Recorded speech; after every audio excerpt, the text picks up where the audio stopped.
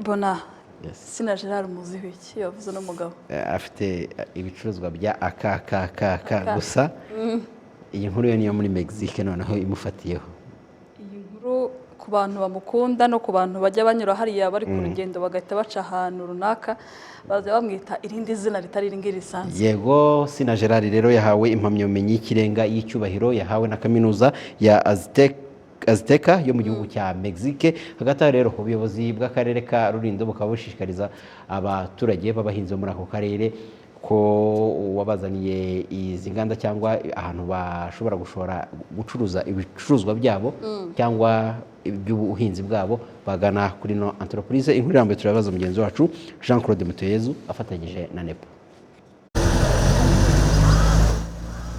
Nyirangarama hamaze kumenyerwa na benshi mu bagenzi berekeza mu majyaruguru n'iburengerazuba ndetse n'abavayo. Abakoresha uyu muhanda bavuga ko gushyira ikigo nk'iki muri aka gace bifasha abari ku rugendo, kuko akenshi ku rugendo umuntu akeneye ikintu cyo kurya cyo kunywa, iyo afashe icyo kintu yitwaza ni ingenzi ku mubiri kuko umubiri uraruhuka. Ikindi ushoboye kuhicara umwanya uringaniye umuntu agafata akantu nabwo umuntu araruhuka. Aha haje hakenewe ahubwo yaba byashobokaga no ku yindi mihanda miremire ihuza igihugu habonetseho ahandi nk'aha hantu henshi. Twebwe bidufitiye inyungu nyinshi kuko ubona icyo wifuza kandi noneho n'umuturage wa hano ntaba umushomeri. Twese turabyifuza tukabibona kandi n'akazi tukakabonera igihe nta kibazo kirimo. Ino entreprise ishingiye ku buhinzi n'ubworozi, umuturage arahinga akaza kugurisha akabona icyo yifuza. Umuturage iyi nkaye yagera igihe cyo kuba yayigurisha akaza kugurisha muri entreprise akabona icyo yifuza. Mbese muri rusange umuturage wa Nyirangarama wese bimufitiye akamaro.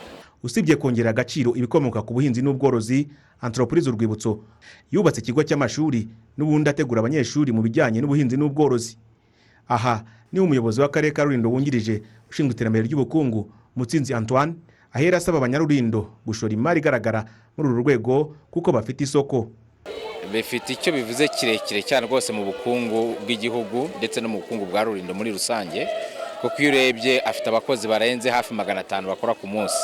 Bifite icyo bivuze mu bukungu bwacu, ariko nanone ni nayo mpamvu dukomeza no gukangurira abaturage kuko usanga tutabasha guhaza ibyo yifuza bimwe na bimwe akanabituma no hanze. Ibikorwa binyuranye bya entreprise Urwibutso ndetse n'ibicuruzwa byayo byanamenyekanye ku rwego mpuzamahanga, binatuma umuyobozi w'iki kigo Sina Gerard abiherwa impamyabumenyi y'ikirenga y'icyubahiro.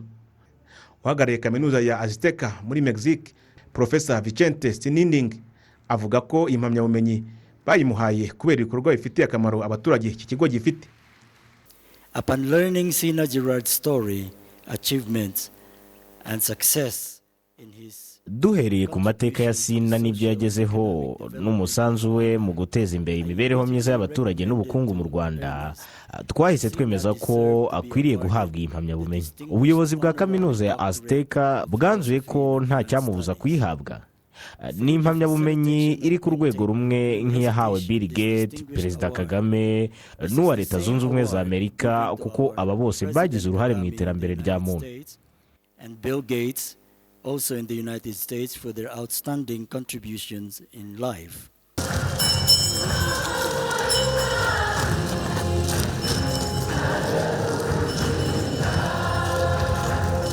Arkiyepiskopi wa Kigali Antoine Kardinali Kambanda wayoboye igitambo cya misa cyabimbura ibirori byo kwakira impamyabumenyi yasabye urubyiruko kwiga rufite intego yo guhanga udushya dufitiye akamaro benshi kandi dukemura ibibazo.